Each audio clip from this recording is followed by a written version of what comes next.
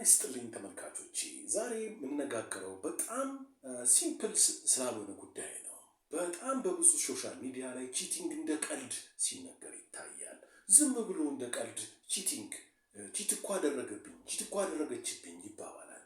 ለማንኛውም ይህን ጉዳይ የኢትዮጵያ ሕግ እንዴት ያየዋል? የኢትዮጵያ ሕግ ይህን ጉዳይ የሚያየው ሲሪየስሊ ነው። የኢትዮጵያ ሕግ ቺቲንግን ክራይም አድርጎታል። ቺቲንግ ወንጀል ነው። ክቡራን ተመልካቾቼ ንጹህ ወንጀል ነው። ፒውር ክራይም ነው። በኢትዮጵያ ሕግ መሰረት ቺት ያደረገ ሰው በወንጀል ተጠይቆ ፖሊስ ጣቢያ ቃሉን ሰጥቶ ይታሰራል፣ ይፈረድበታል።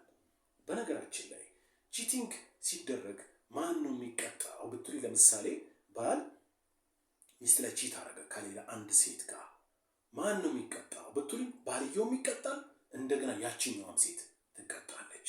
ሚስትም ከአንድ ሰውዬ ጋር ቺት ብታረግ ባሏ ላይ ያ ሰውዬ ይቀጣል፣ እንደገና ሚስትየዋም ትቀጣለች።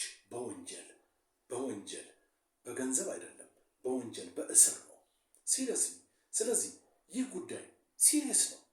ቺት አረገብኝ ሶሻል ሚዲያ ላይ ብዙ ጊዜ ሰማዋለሁ። እጅግ በጣም አደገኛ ሁኔታ እየተካሄደ ነው። ይህ ጉዳይ ፕሩቭ ከተደረገ ያስቀጣል። ወንጀል ነው፣ ንጹህ ወንጀል ነው። በኢትዮጵያ ሕግ መሰረት የኢትዮጵያ ሕግ ይህንን ከባድ ኢንስቲትዩሽን ወይም ደግሞ ጋብቻ ሜሬጅን ባይ ኦል ሚንስ ይጠብቀዋል። በጣም በርካታ መጽሐፎች ተጽፈዋል። በጣም በርካታ የሕግ ማዕቀፎች አሉ ይህንን ኢንስቲትዩሽን ለመጠበቅ። አንደኛው ቺቲንግን ፋይት ማድረግ ነው። ቺቲንግ እንደ ክራይም ነው የሚታየው፣ ወንጀል ነው። በስርዓቱን የተጻፈው በፊትም በነበረው ሕጎችን አሁንም ቀድሞ በተሻሻሉትም እንዲሁም በፌዴራል ጠቅላይ ፍርድ ቤት በተካሄዱ አንዳንድ ውሳኔዎች ላይ በጣም በጽኑ የሚያስቀጣ ወንጀል ነው። ዛሬ ይሄን ልላችሁ የመጣሁት። በሌላ ፕሮግራም ሌላ ጊዜ እንገናኛለን። አመሰግናለሁ።